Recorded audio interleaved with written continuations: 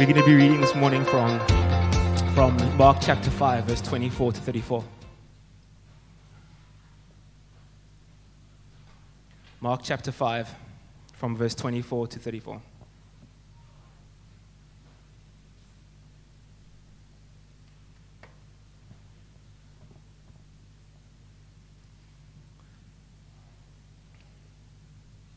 Just to catch you up while you find the place, Jesus and his disciples are out there. They've been doing ministry. They're going. They're surrounded by people. Everyone's always excited when Jesus is around. Because if you don't know something about Jesus, is wherever Jesus is, there's usually some crazy things happening. There are some miracles happening. There are some fun things happening wherever Jesus is. So people come out to see him. And as he's surrounded by all these people, there's a man named Jairus. And Jairus is a very important person. He's an important person. He's a leader in the synagogue. But Jairus has got a problem. His daughter is at home, and she is deathly ill. All right? And when I say deathly ill, I'm not exaggerating. I mean this girl is dying. And so Jairus has come to Jesus, and he came up to Jesus face to face in the crowd, and he said, Jesus, this is the situation. My daughter is deathly ill, right? You're here now. That doesn't seem like coincidence, right? If you can come with me, the Bible says he pleaded, it says he begged Jesus. He said, if you will just come, right? I know you are going to heal her. I know that no matter how sick she is right now, it's going to be okay because you are going to make her better. And so Jesus agrees and he says, yeah, we'll go with him. And from verse 24 it says, so Jesus went with him, and that's Jairus. A large crowd followed and pressed around him. And a woman who was there, who had been subject to bleeding for 12 years, she had suffered a great deal under the care of many doctors, and she had spent all she had. Yet instead of getting better, she grew worse. When she heard about Jesus, she came up behind him in the crowd and touched his cloak, because she thought, if I can just touch his clothes, I will be healed. Immediately her bleeding stopped, and she felt in her body that she was freed from her suffering. At once Jesus realized power had gone out from him, and he turned around to the crowd and asked, who touched my clothes? You see the people crowding against you, the disciples answered, and yet you can ask, who touched me? But Jesus kept looking around to see who had done it. The woman, knowing what had happened to her, came and fell at his feet, trembling with fear. She told him the whole truth. And he said to her, daughter, your faith has healed you. Go in peace and be freed from your suffering.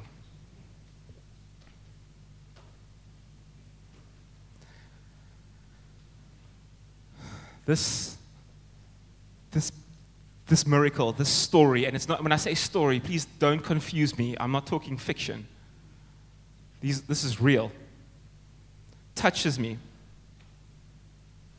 Because to me, it's very interesting that this miracle happens where it does. Because actually, if you read the context before and after, this miracle is kind of sandwiched in between some of the major miracles in the New Testament. You know, let me give you an example of what I mean. Just before this, there's a massive raging storm. And the disciples, who were fishermen, who tended to know, just a little something about sailing, seeing as it was their profession, were so convinced that they were going to drown. But Jesus is asleep in the boat. They wake him up all terrified, and what does he do? He calms the storm. Right before this, Jesus encounters a demon-possessed man who had been so out of control, no one had been able to do anything with him. And with just a few words, Jesus shows his power and authority over spiritual forces.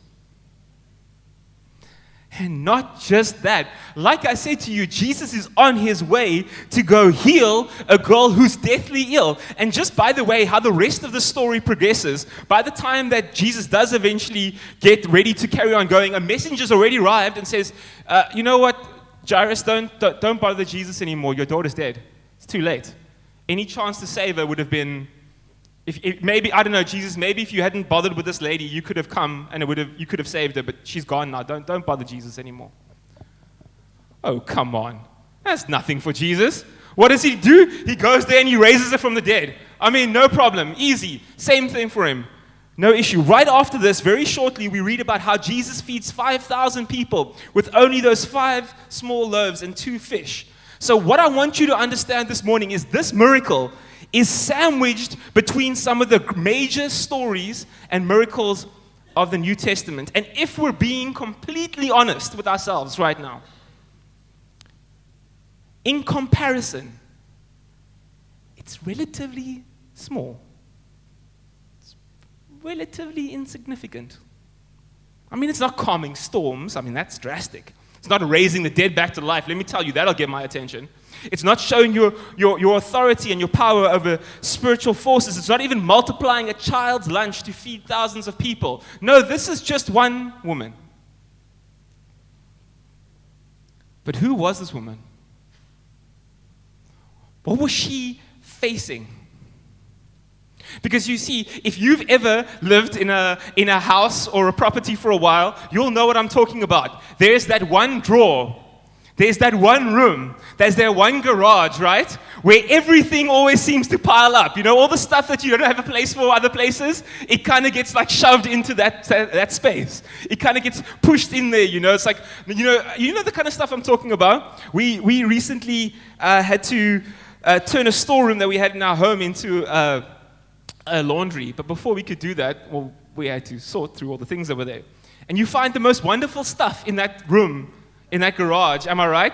You find like sunglasses with one missing arm. There's a toaster from about 30 years ago that stopped working. You don't know why you kept it. You've got cables to devices you don't even own anymore, but you know it's only a little frayed, so we could probably still use it for something. There is every kind of thing that you could possibly imagine piled up in that place, right? That storeroom is full. What was in this woman's storeroom? What was at home in her heart? Because you see, Jesus at home is the vision of this church. And for most of last year, we talked about Jesus' visits. But we said Jesus doesn't want to come and visit and go away. No, he wants to come and make his home. So let me ask, what was making its home in this woman's heart? What unnecessary things were there? Well, let me tell you, the first thing was loneliness, was isolation. See, Leviticus 15 gives strict laws about what should be done if a woman has issues of bleeding. And this is what it says. It's Leviticus 15, it's verse 25 to 27. It says, when a woman has a discharge of blood for many days at a time, other than her monthly period, or has a discharge that continues beyond her period, she will be unclean as long as she has the discharge, just as in the days of her period. Any bed she lies on while this discharge continues will be unclean, as is her bed during her monthly period, and anything she sits on will be unclean, as during her period. Anyone who touches them will be unclean, and they must wash their clothes and bathe with water, and they will be unclean till evening. Simply put, if you did any of the things that I've just read to you now, you were ceremonially unclean. And all that meant, and what that meant was that you were cut off from being able to worship God at the temple. You couldn't do it. See, if you got ceremonially unclean, you would have to wash your clothes. You would have to wash yourself. And by the way, in New Testament times, that was a lot harder than just throwing something in the washing machine and walking away. All right? It was a long, laborious process. And even then, you would have to wait until evening before you were ceremonially clean again. And you would have to do this every single time you touched this woman. Every time you shook her hand. Every time you put a hand on her shoulder. Every time you gave her a hug. You would have to do this. Every time you came to her home. Every time you touched something in her house, you would have to do this. Anytime you touched anything that she touched, you would have to do this. In a very real way, this woman was isolated from her community because people weren't willing to take the risk. It's too much effort. See, no one would want to come into contact with her by accident. No one would accidentally want to touch even something that she may have touched. This woman was someone to be kept at a distance. She was not someone you got close to. She was someone to avoid. She was someone you cut off. This woman had spent 12 years being almost invisible. See, for years now, no one had cared.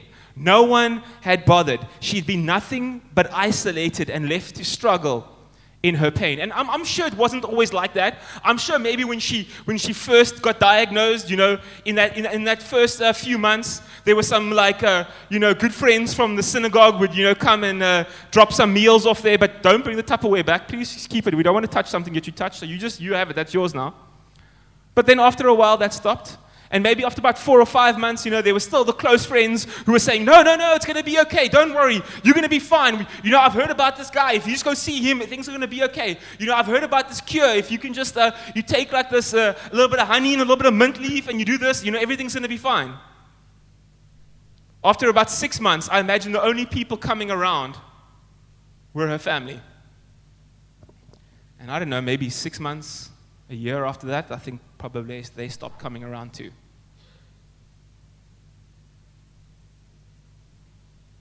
There was lots of care and concern in the beginning, lots of sympathy and encouragement, well wishes.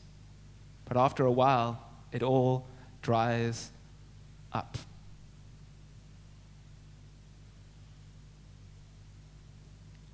It's funny how we like that, isn't it? We move on very quickly. We feel for people in the moment, but very quickly we move on. Our sympathy has a shelf life, and after a few weeks, after a few months, we kind of move on, and we expect that life is back to normal. Except for this lady, life didn't go back to normal. All she was now was alone. This woman knew what it was like to face the pain of isolation, of being shunned, of being overlooked, of being forgotten about, of being ignored. And the truth is, we all know what isolation is like and just how damaging that can be. How many of you guys at some point in the pandemic, whether it was 21 days or 14 days or 7 days or something, you had to go into a room? And I can tell you stories of kids crying at the door for their mother because they can't see them. Okay, we know how damaging isolation can be, and that was 21 days. Try 12 years. Loneliness, the sense of isolation, it must have been extreme. But there was something else filling up that storeroom: suffering. She hadn't just been isolated, battling loneliness. No, she had suffered. See, she had been bleeding for 12 years. And if you don't know that alone is suffering. Because if you're anemic or you suffer from a loss of blood, you feel wonderful, right? You've got lots of energy, you feel strong, you feel like you can just do anything, you feel great all the time, don't you? No, you don't. You have no energy, you feel tired, you feel ill, you feel nauseous. Not to mention the fact that, can you imagine the difficulty of having to keep your bedding, your clothing clean every single day while you feel so terrible? And there's no one there to help you. But not just that, in the constant attempt to free herself from this ailment, to get away from her isolation and the loneliness, this woman had sought treatment, as we all would. And she didn't try just any treatment. She tried every treatment. Every medical procedure, homeopathic remedy, every miracle cure, every traveling healer, she had tried it all. But the Bible says that she suffered. Now, the Talmud records some of the medicines and at least 11 treatments used for someone in her condition. And let me tell you, they were not pleasant. This woman had suffered because she was willing to try everything. And so for 12 years, she was alone and she was suffered. But it was more than just the isolation. It was more than just the suffering. There were very real financial implications for this woman as well. You see, here's the thing. When no one wants to touch you by accident, when no one wants to touch something that you've touched, guess what? You don't go down to the local market and start picking out your fruit and mangoes. No, you don't do that. No one would take a chance of bumping into you or you touching something. No, that's not allowed. Definitely no one's buying anything from you. No one's going to buy anything you made or anything that you've touched. So even getting groceries would have been a challenge. On top of all of this, we know this woman was broke. She was destitute. Mark 5:26, it says, she had suffered a great deal under the care of many doctors and had spent all she had. Yet instead of getting better, she grew worse. So we know in her attempt, in her desperation to change her situation, she had spent everything that she had on every doctor, healer, miracle cure, and medicine, hoping that maybe this time, hoping that something would take. But it hadn't. And then the money was gone. This woman was probably a widow or a spinster. So there was no one who was out earning a living to provide for her. She was penniless. She was destitute. And I don't know, the Bible doesn't tell us, but she might not even have known where her meal that night was going to come from. I don't know. But that illness had cost her everything. So let's be honest this morning. A woman who's struggling with being isolated, with being cut off, someone who suffered intensely through their sickness and through the treatments, somebody who has no finances and no resources left. And all of this has gone on for 12 years. How do you think she feels? Do you think she wakes up every morning and goes, man, today's the day. Today I'm going to be healed. Do you think that's how she feels? No, I see a woman who for 12 years had disappointment after disappointment. For 12 years, every time she got excited thinking that something was going to happen, and it didn't work. Not only did it not work, what does the Bible say in verse 26? It says she didn't get better, she got worse. Imagine for 12 years, you hope, you believe, you try, you strive, you do everything you can, but you don't get closer to a cure, you get further away from one. She had been disappointed again and again and again. She had tried everything she could for 12 years and nothing but disappointment. She had suffered without reprieve. And so, I don't think it's too harsh if we could say this morning that I'd kind of understand if she said, you know what, I give up. You know, what's the point?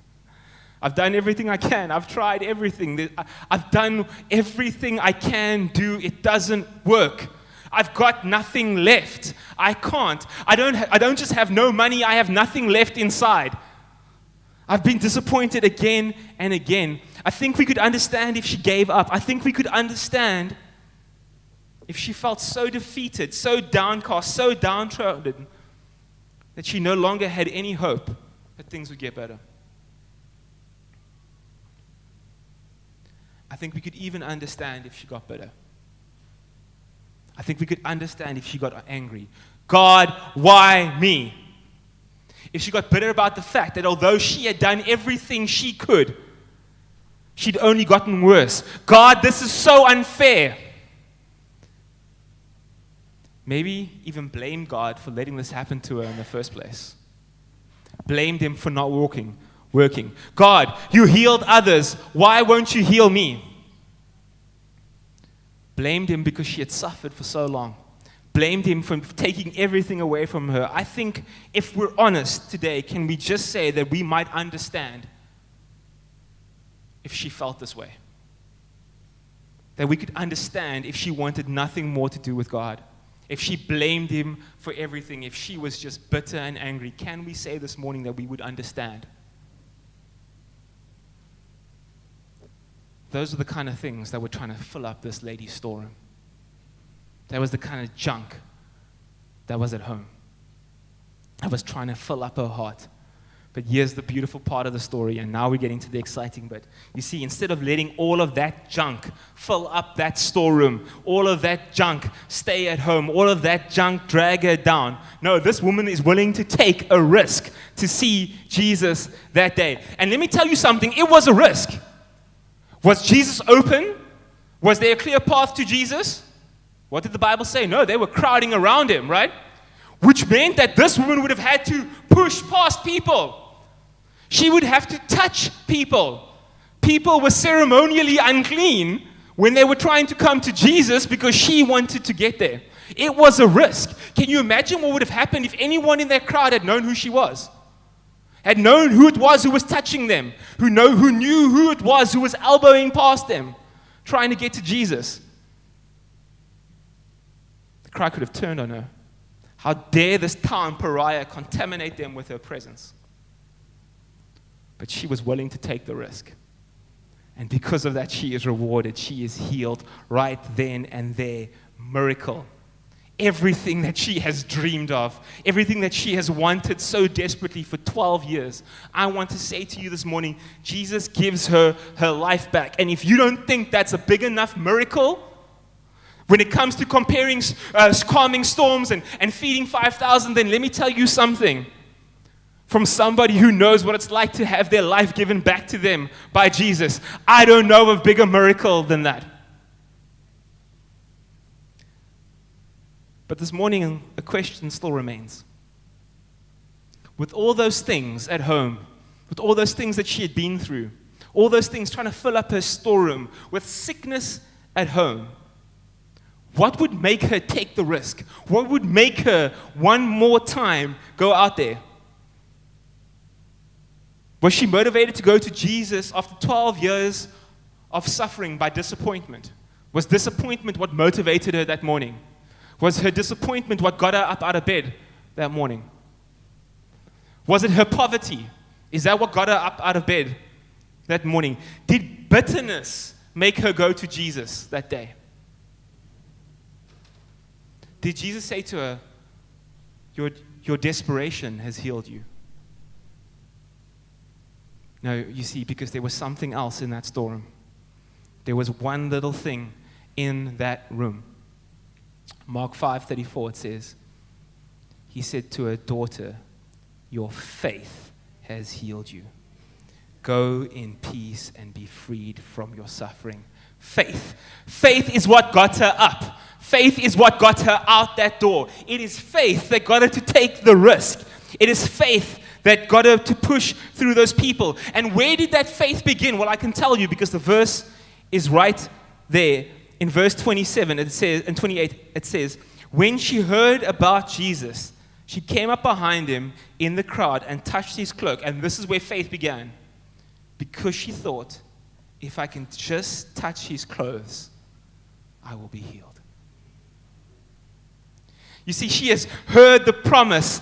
She's heard about people who do miracles. She has seen all of those things before. But when she hears about Jesus, no, something else happens. Something goes in her heart that says, you know what? If I can just get to him, right? If I can just be there, he's going to be there. And if I can put me there with him, that's going to be enough. If I can just touch him, and it's going to be okay. I'm going to be honest with you this morning. When I read this, I don't think this was a big faith statement for her. I don't think this was big, brash boldness. I don't think she stood up in the morning and was like, I'm going to go to Jesus, and Jesus is going to be there, and I'm going to be there, and you better believe that when I get there, Jesus is going to heal me because this is what it's all about, because I'm going to go there, and let me tell you something right now, I know this is going to happen. I don't think that's how she went out the door that morning. I think she was probably coming to Jesus with what little faith she had left. And you can see it if you don't believe me. You can see it if you compare the two approaches. Jairus, he comes to Jesus. He stands face to face with Jesus. He talks to him. He explains to him. He tells him the story. He asks for help. This woman comes from behind. Doesn't draw any attention to herself. She just touches his cloak. I think it took incredible courage for her to come to Jesus that day. It was hard. She was coming with what little faith she can muster. Because she's thinking, I don't know what else to do. I've done everything, and now I have nothing left to use. But there's one thing that I can still do today, and that is go be where Jesus is. And that's got to be it. That's got to be enough. And when she does, she's healed. The word there, saved, actually doesn't just mean healed. It means saved inside and out. Jesus calls her daughter. Do you know it's the only time in all of the recorded Gospels that Jesus ever addresses anybody that way? Never does he refer to anybody else as daughter. That term carries with it connotations of tenderness, of care, of fatherliness to a woman who had been isolated and alone. that day Jesus made his home in her heart.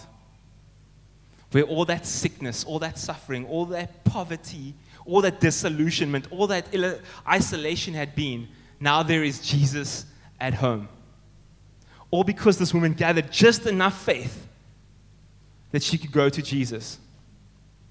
That's all she could do, just get to him. But that's how it is, isn't it? You know, we always seem to think, we fall into this trap of thinking big faith leads to big miracles. And please don't get me wrong, we all want to have big faith, right? We all strive for it, we all live for it, we all want to walk in big faith. But let me be honest with you this morning, and I don't know any other way to say it, so I'm going to just say it to you like this. Big miracles don't happen because of my big faith. Big miracles happen because of my big God. You see, this lady doesn't have big faith. No, she's scraping together every little bit of faith that she has left. She's pulling together under the shadow of every single challenge she's been through. Under the shadow of her suffering, she managed to pull together what faith she had left. And it might not seem like much, but you know what? That's okay, because it is more than enough for God to do a big miracle. I want to be honest with you guys this morning. I don't always have big faith. Tia talked about it this morning. That's why I said we didn't talk about this. That's God. God speaking this morning. I don't always have big faith. I wish I did, but I don't. Sometimes suffering, sometimes disillusionment. Sometimes these things are filling up my storeroom, and it feels like I can just about gather the tiniest little bit of faith left that you could possibly see. Because right now, everything else, every ugly thing in this world is trying to make its home in my heart. But it's okay. Because Jesus says this, and we all know this one. He replied, if you have faith as small as a mustard seed, you can say to this mulberry tree, be uprooted and planted in the sea.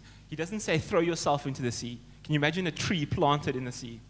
That's impossible on its own. And it will obey you. And I'm so glad he did, because I don't always have big faith. But I know that even when I have tiny mustard seed faith, even when that's all that I can gather together today, it is enough. It's enough for big miracles because I serve a big God, and the miracle comes from him, not from me. So here's what I want to say to you this morning. If you're here today and you're trusting God for miracles and you've got big faith, praise God. I'm so thankful for you. We need you. Encourage us, right? But maybe, just maybe, you're like this lady here and you're like, Dwight, it took every single thing I had to be here today. Man, I am grabbing on to what little I have left. And quite frankly, I'm not sure it's enough. Well, guess what? Mustard seed faith leads to big miracles because I have a big God. And I don't care if you are hard pressed on every side and it's only 11 o'clock this morning. If it's taking everything you have to hold on to, it is okay. Because the beauty of what happened here reminds us that just being close to Jesus is enough. If you can come close to him, that is it. That is all that you need. Big miracles don't become because of my big faith, but they come because of my big God. This woman knew what it was like to face every kind of ugly thing wanting to come and make its home in her heart. And we can understand it. We know what it's like to suffer. She suffered. We know what it's like to have all these ugly things try and make their home in our heart. But there was one other thing in that lady's storeroom that day, and it was faith. Oh, it was mustard seed faith. And it took incredible courage to act on it. She had every reason to give up, to become cynical, to become angry, but that mustard seed faith said, no, I'm not going to do that. I'm going to go to Jesus. That's all I'm going to do. That's all I can do. I can just get there, but that's going to be enough. Because big miracles are never about my big faith, but they are because of my big God. All we need to do is come to Him, to get close to Him, to touch Him. And that right there is enough. So if you're feeling the weight this morning, if your shoulders are heavy, if it took everything you have to come into this place this morning, then that is okay. If all that you have left right now is a little mustard seed faith, then I want to tell you something. God can do big miracles still. Oh yeah, you're in the right place. It just takes coming to Him. And that's not easy. It takes courage, believe me. Come into His presence. He wants to make His home with you. He'll do the rest. He'll take care of it. But it's going to take courage. Come to Jesus this morning.